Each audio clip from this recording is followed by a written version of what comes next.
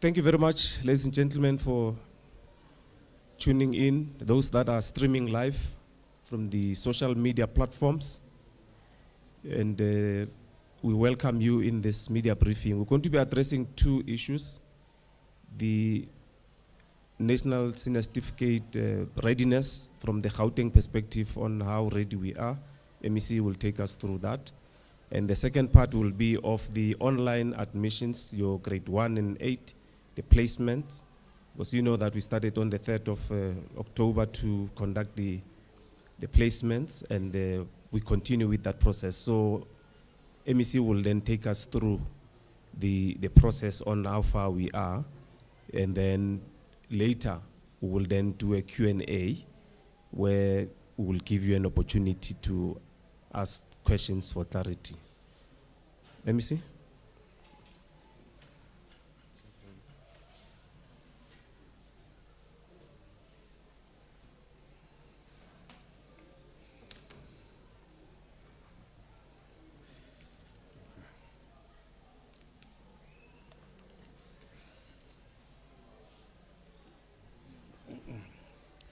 Thank you, Steve.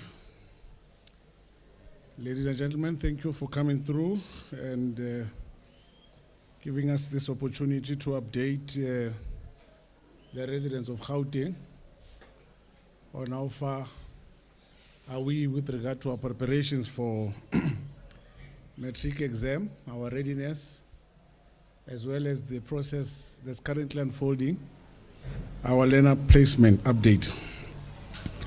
I'll start with our National Senior Certificate exam, our readiness. I'll start by saying we are ready. This morning we had a meeting with all the districts and all the officials that are responsible with regard to National Senior Certificate processes. And all the reports have demonstrated that we are sitting at 100%. I will take you through why I say that.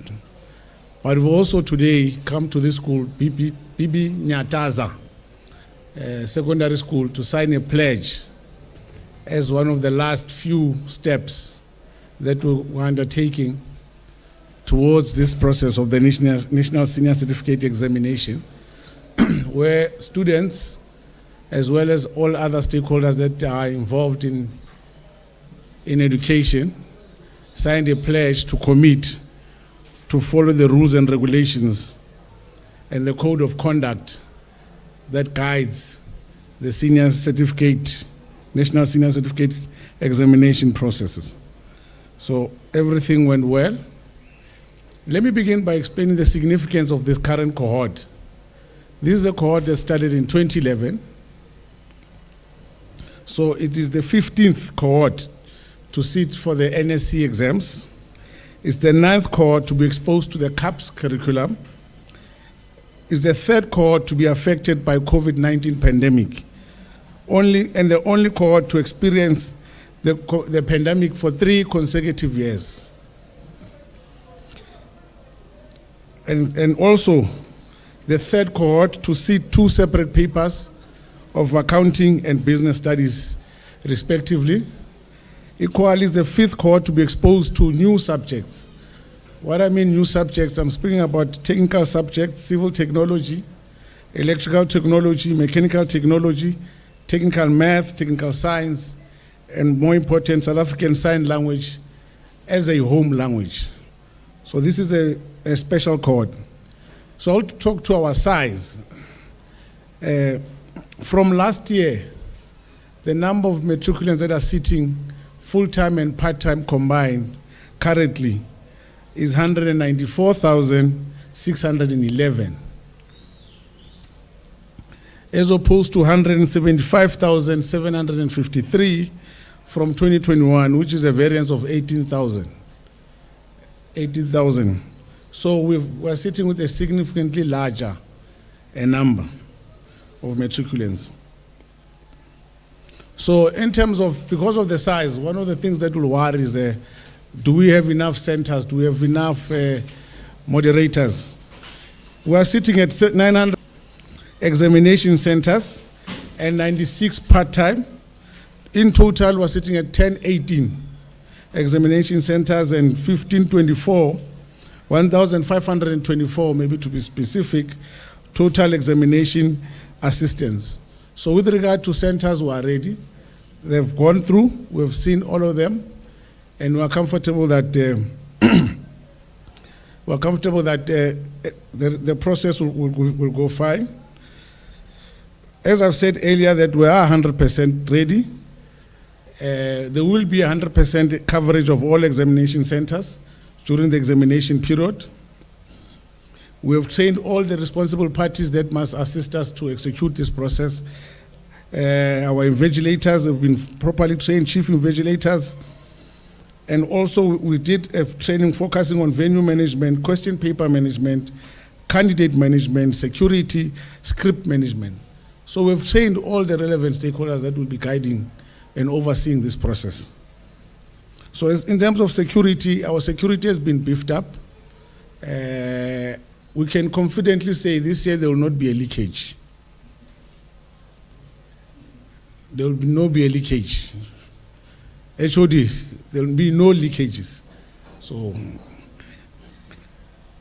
I can assure you that on that part. The training personnel has been dispatched thus far. We have appointed also service providers to assist to augment our security at district. We've got armed escorts that will be guiding our exam papers. We've got the response units, and we've also set up surveillance, CCTV cameras in all our venues to ensure that everything is tight. So we're certain that this year, I don't know, there won't be a leakage. So one other worry of concern to many parents and many learners is the issue of load shedding. And obviously you know that we had to prepare. However, as a department, we've already engaged ESCOM. We've already engaged, for example, in the city of Johannesburg, City Power, to requesting them in certain areas, especially when they're writing computer studies, CAT, Computer Applications Technology and Information Technology, those schools, somehow we need to ensure that at least there's not downtime in case of load shedding. But because of, anything can happen with ESCOM, we've then gone a step further and ensured that those centers have generators. And in case where there's a struggle of generators, we've already done a preparation because we know that not all schools offer this subject. We're talking about 38 schools, 38 centers in township schools in the main. We have devised a plan. Obviously the plan will be informed by the update from ESCOM, because you can see the times when there'll be load shedding. So we'll be looking at those schools and looking at the times. If we see that there are schools that will be affected by load shedding during the period where they're writing exams, if there are no generators that are given, we already set up a process where we'll move these learners to centers where they will be able to write their exam. It's not a process that's going to be done in the morning when learners arrive in school. We are preparing today because they're writing tomorrow and also they're writing on the day after. So we've already set up, but however, most of our schools have set up generators to respond in case we encounter load shedding. We're hoping that ESCOM will hear our voices and really maybe suspend it for the next 2 days so that we can allow our students to write. But also, furthermore, we do have a second round in case they are extreme. Hopefully, they won't be in our province. But if there is that situation, we encounter such a situation, we'll then have to have there is a second round that will allow those learners that would have struggled or had a problem to write computer application technology and information technology. As I've touched this one, that obviously we have generators in our centers. We've also listed some generators. As a department, we've done a lot since the beginning of the year to really support our learners. We have taken our learners through what we call SIP, Secondary School Intervention Program, from term 1. We have taken them to camps to ensure that we prepare them. Earlier when I spoke about the significance about this cohort, this is a cohort that experienced COVID for the 3 years, grade 10, grade 11, and grade 12. So obviously then that meant that we had to focus on them much more, give them more priority. So we have set up this intervention. We have ensured that all learners go through this, all our schools. This secondary school intervention program, the last groups are leaving camps on the 30th, which is a day before. That is the last group. And that depends on the subjects as well. So we have also had walk-ins in our centers. So we've put in everything possible that you can give a learner to give them an opportunity to pass. And we've done that. And we've also received the report on our prelims. The report is also showing that we are comfortable. We are taking this one. As Gauteng will be number 1, we are taking this one comfortably. So we're ready. And that report, it shows that obviously there are areas, but fortunately these reports allow us a space to come closer to those learners that need 1 or 2 twitches so that they can go across the board. So we have done that. We've gotten that report, and as I speak to you now, some of the learners have been receiving maximum attention to ensure that they pass. Our goal is to have all our learners passing, and that is something that we are very consistent upon. Multiple resources for matriculants at risk, moderate performers, and equally we also look at high top performers. We focus on gateway subjects. What are gateway subjects? Just to take you through quickly, it's maths, physical science, geography, accounting, business studies, economics,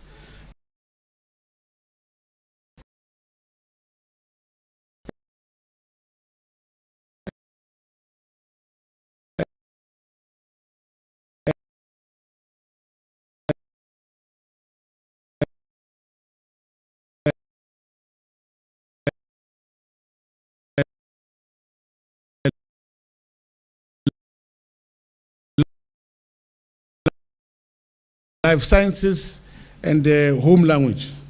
So with regard to the type of support we've given our learners, really we've done all I said. We've had holiday working centers, we had residential camps, we had special camps, Saturday programs, and also we had broadcasts, just-in-time daily broadcasts. We have from Saibono Studios, daily broadcast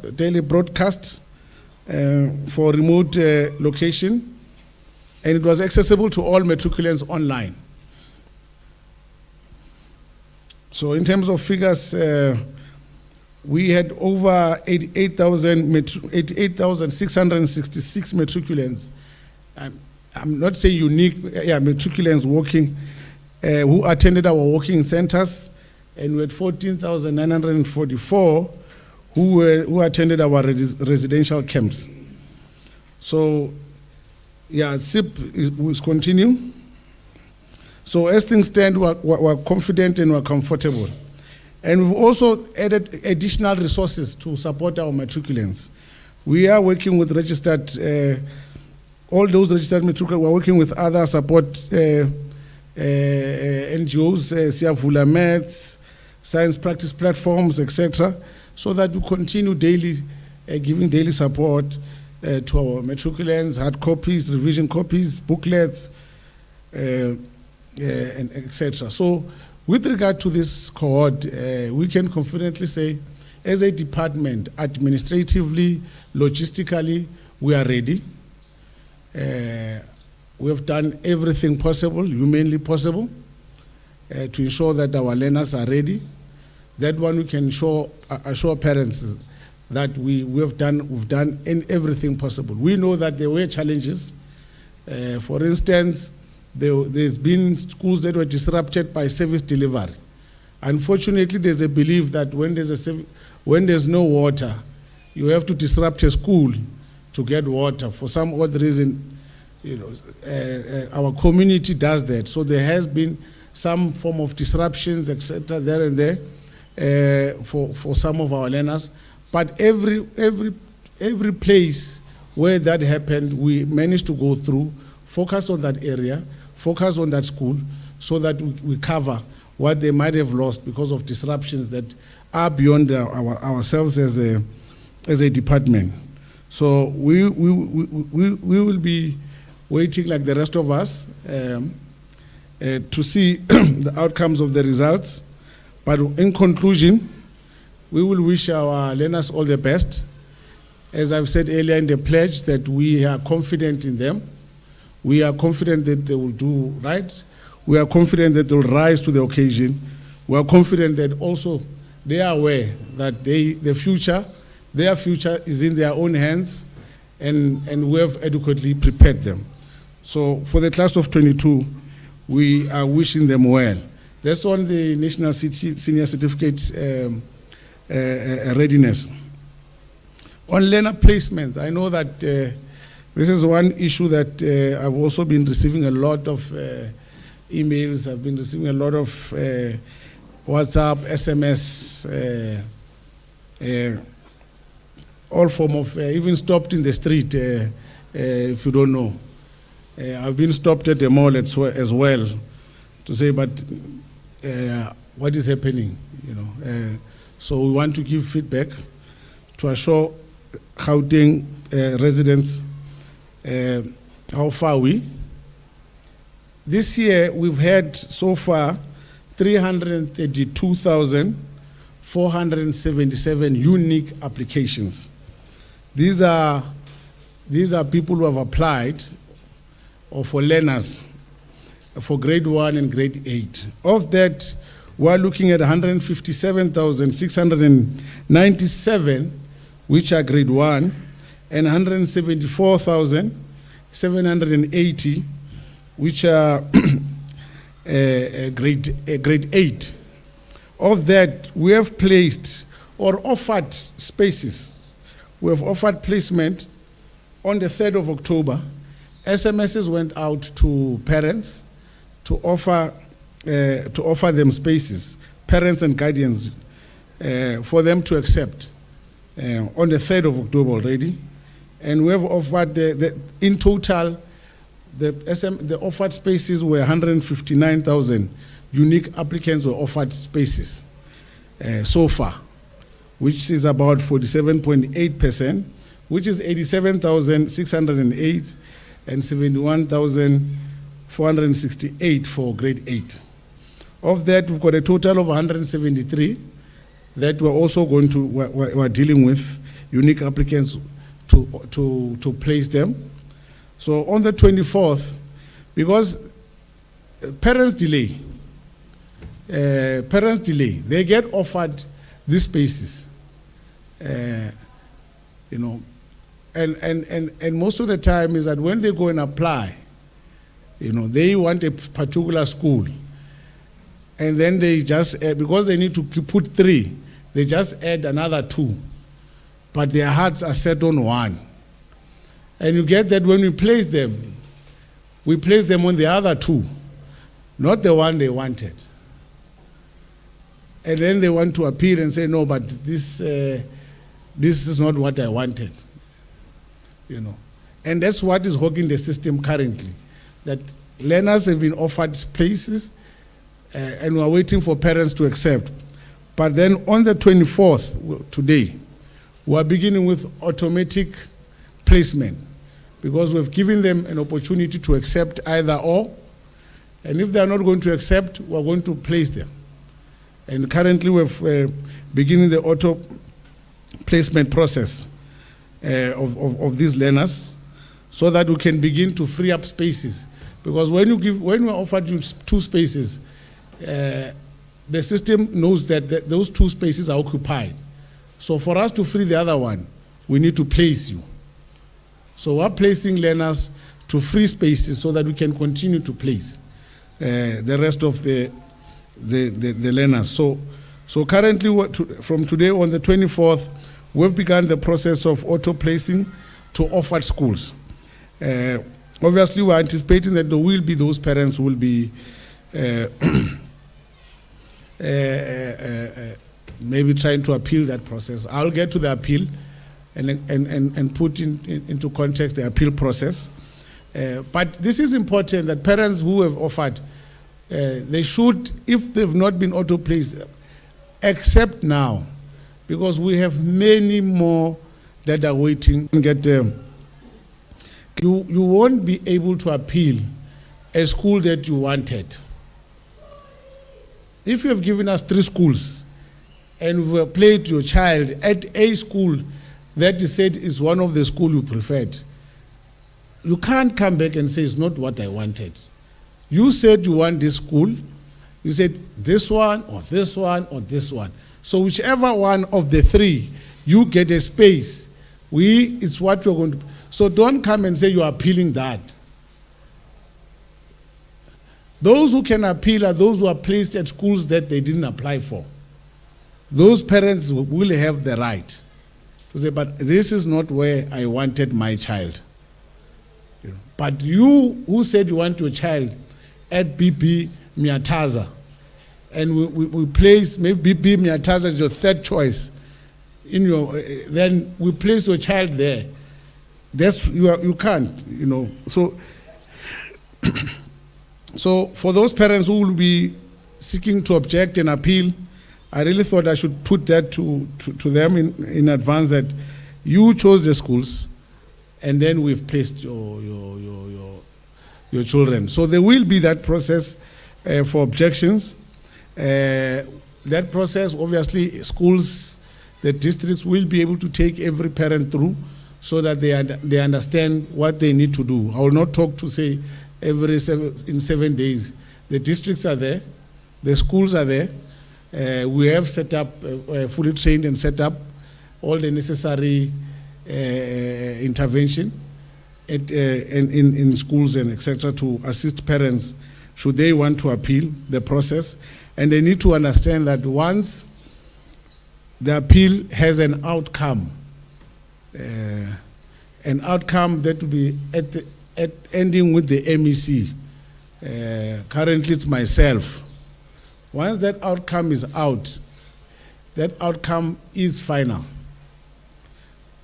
That outcome will be final. So, but there will be steps. There will be steps towards that final outcome. And there's not going to be an outcome where a learner will not be in school. I really think that maybe I must just amplify that every learner will be in school, and want parents to bear with us and work with us. Our schools are amongst the best in the country. We do have schools that have challenges, but majority of our schools are amongst the best. And I'm sure you've seen that some of our schools in the townships, because they used to believe that schools in the townships are not performing. Our schools in the townships are performing very well. One of the best engineering school in the country is in a township called Soshanguve. Those learners have built a solar-powered locomotive in a township. So do not be worried that your child is not placed in a historically suburban school. Even a township school currently are producing the best the country has to offer. So rest assured, believe in us that wherever we'll be putting your child, we will be able to monitor and support your child there in those schools. So the last part, the only problem that we're having is the incomplete applications. What is an incomplete application? Is an application without a valid proof of residence. That's currently where we're having a problem. So those applications, we'll be dealing with them at a later stage. We're currently dealing with those that have managed to to give us and comply with the requirements that we want, so that we can ensure that we place our learners. Also, applicants, okay, so those applicants, we will be dealing with them during the period of the 1st until the 15th of December. So we will be placing them in subsequent school spaces. And also, furthermore, we know that some parents are worried, maybe some have missed the window. So we will open for late applications as well from the 20th of December this year to the 20th of January next year. So for parents who might not have been able to submit, who have not been able to apply for their children. As you know, that Gauteng, every year we're dealing with a lot of inward migration from other provinces in the main, and also our neighboring countries as well. So we do have that process as well that comes in. But these are late applications, and these late applications unfortunately don't have the uniqueness of you being able to say, I want a child in a particular school. Here, we will be placing your learner, and we will do our best to comply to ensure that we don't place your learner far from you, a residence far from your residence, far from your workplace. If there's a sibling, we will be able to we'll do our best to comply with those processes. But you will need to bear with us at that point. But as for now, we are sitting at 47.8%, which is 159,070 total placed. We are auto-placing. We're going to free up spaces, and then we're going to be able to place more, which is the rest of the 52.2%, and towards the end of November. We will keep on updating yourself as the media, as well as through yourself communicating with the residents of our province as to how far we with regard to this process. But what we can assure you is that every learner will have a teacher in front of them. They will have a desk, and they will have a chair, and they'll have tools for trade. They'll have the tools they need. Learner teacher support, LTSM, will be in place so that they can begin the schooling year on the 11th of January. Thank you very much.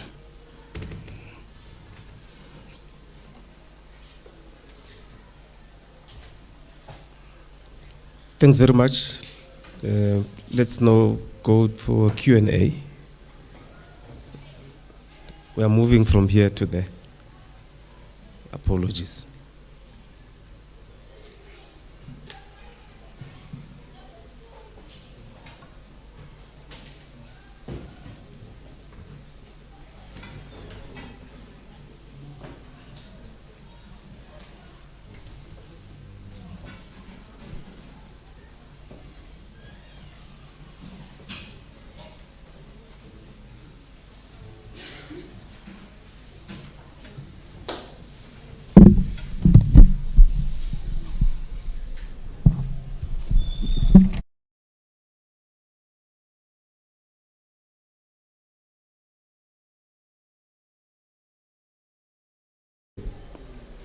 Take you in that sequence.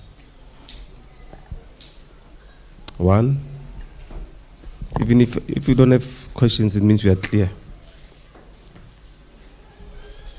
Only 1, and then we close it. I think I'm loud enough. Yeah, it's fine. No, I don't need. Can they hear me? Yeah. I don't need your mic.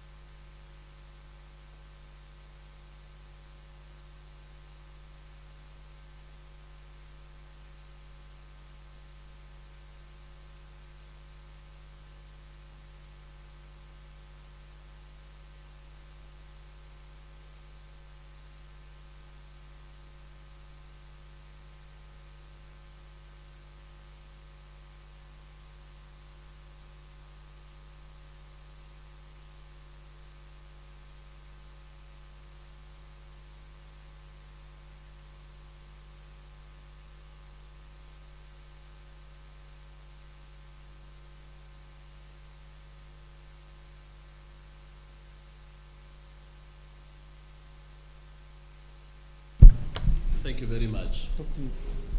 Streaming. Oh, okay. So the question of transgressions, let's first understand the systems that we have put in place. Firstly, at the point of, and we know, well, the transgressions ordinarily occur at the point of printing. We have made sure that there are adequate systems that have been put in place to ensure that that aspect is taken care of. Clearly, I can't give more detail beyond just confirming that there's adequate security that has been upgraded for that matter year on year. We have also taken care of the human element at the site of printing. But we did not have so much of a problem of transgression at that level. The level of transgression would have occurred at a point where question papers would have moved from a nodal point to the school. So during that period, there are new mechanisms that we have put in place. At least prior experience has now taught us what it is that we need to be doing and the timing of the distribution. If you take those two factors into account and other measures that I may not necessarily be at liberty to talk to, we are fairly confident that we have tried to eliminate as far as we can the human element aspects that we have known previously to have impacted on the running of the examination. Clearly, we know that with every new development, there may be other syndicates that grow.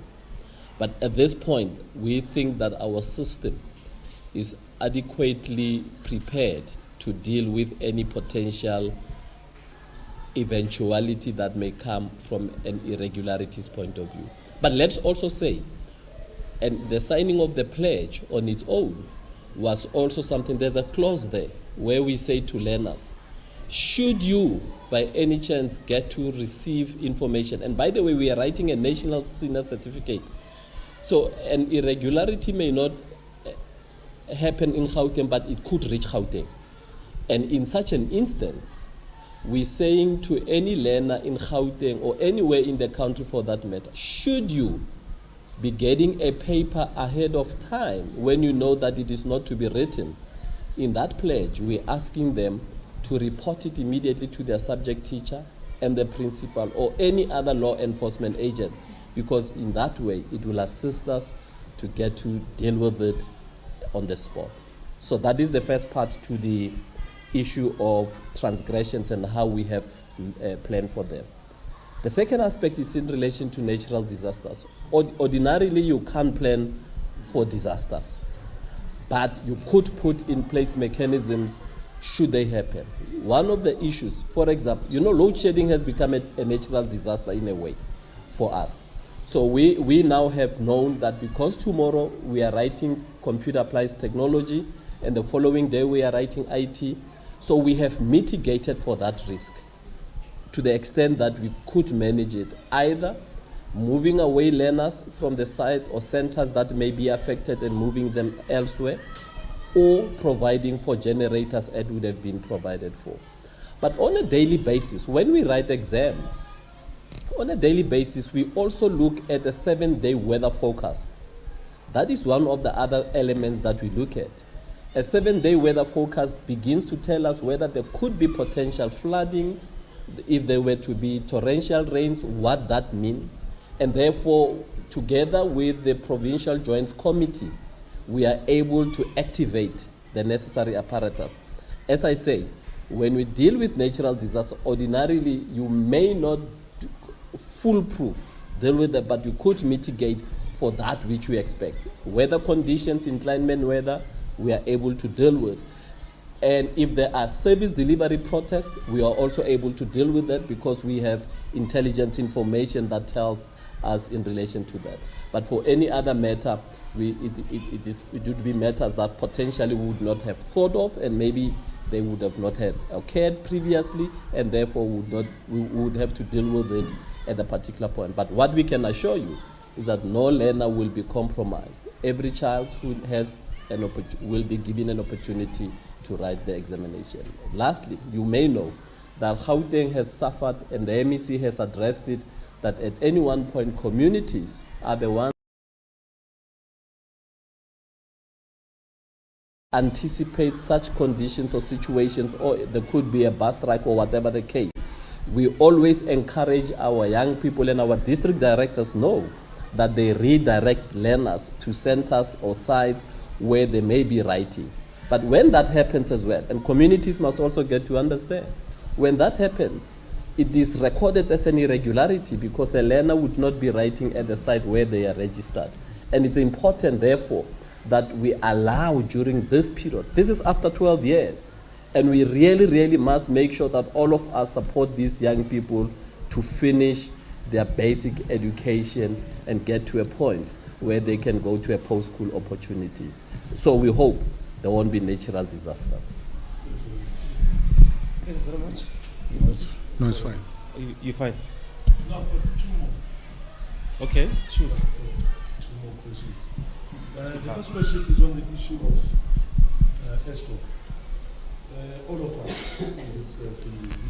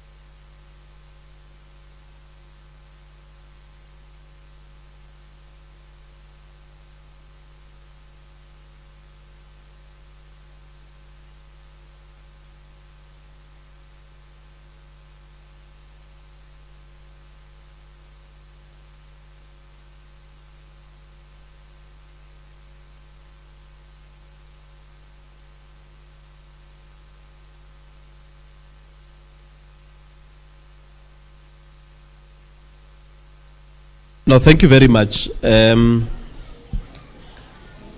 You are right. Load shedding has had an impact on our lives. And in that regard, we had also known as Gauteng that we had to give learners an opportunity to study.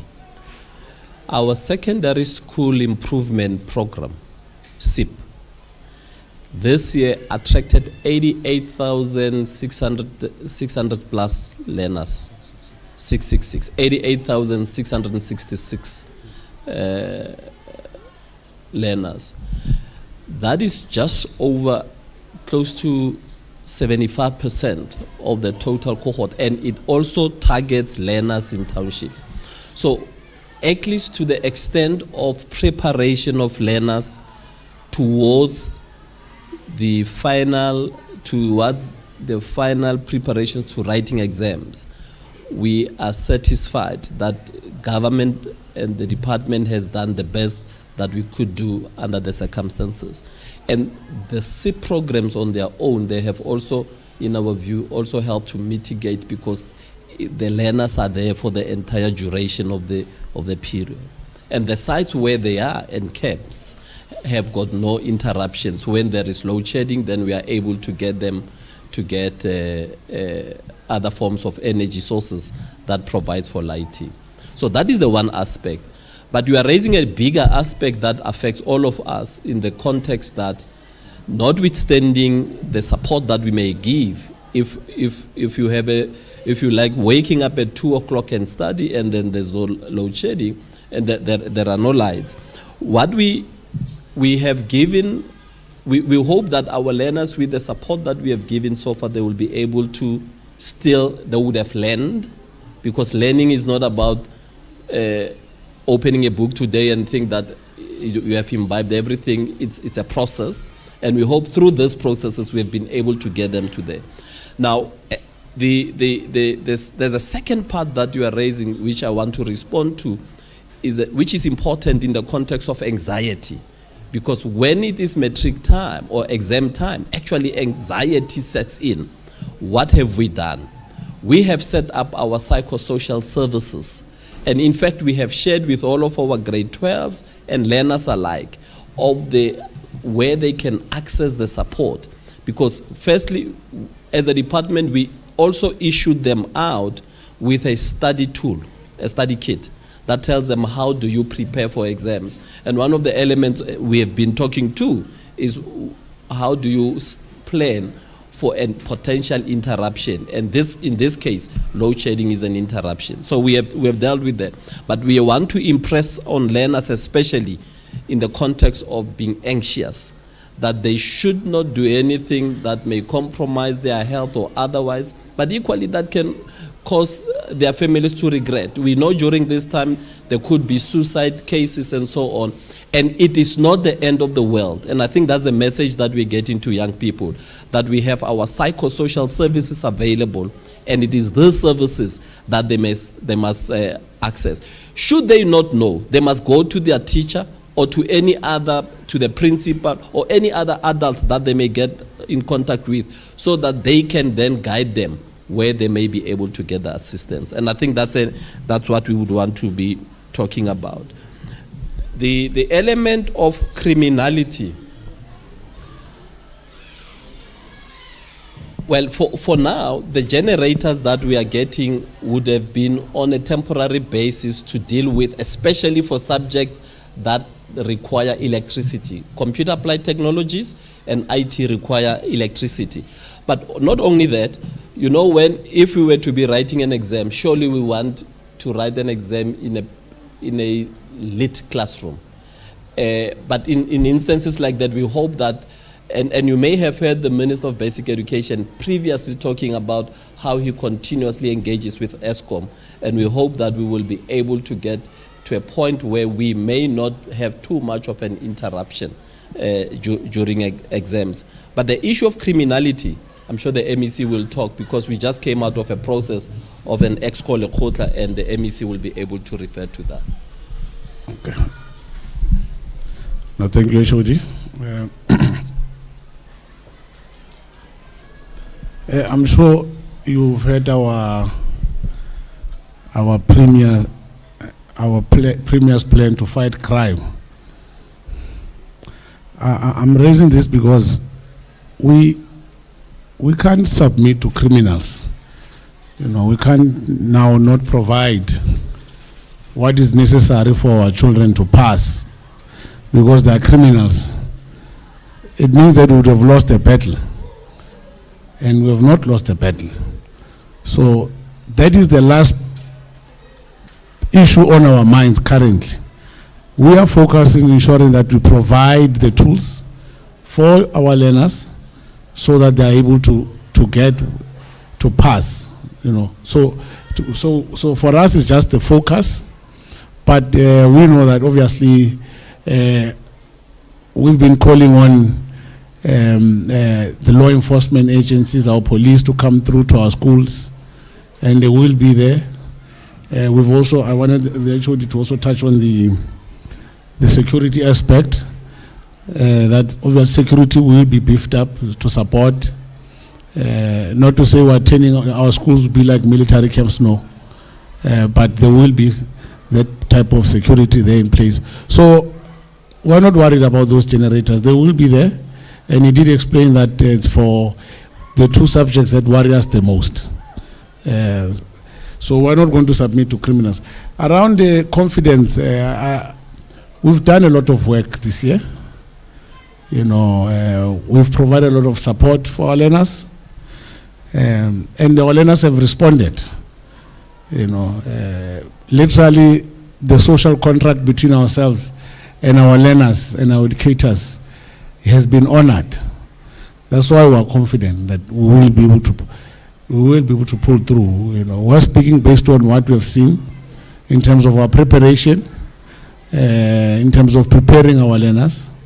We've spoken about psychosocial unit. We've prepared them mentally. We've prepared them academically. We've prepared them in any way possible to ensure that by the time they enter that examination center, they are confident and they are certain that they're going to pull through. So the support is there. So we're comfortable, and I'm not worried about the counterpart in Free State. It's a minute. You know, he's dealing with a small number, 20. We're talking about almost 200,000.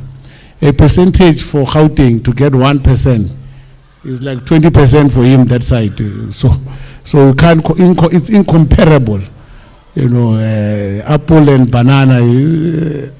But for now, we are confident that we'll be able to do well, and we're confident that our learners will be able to pull through. They've signed the pledge, they've committed, and if you can speak to any matriculant now in the street, as you do your interviews anywhere in the province, and ask them, are you going to pass? The first answer, without even thinking twice, they'll tell you, I'm going to make it.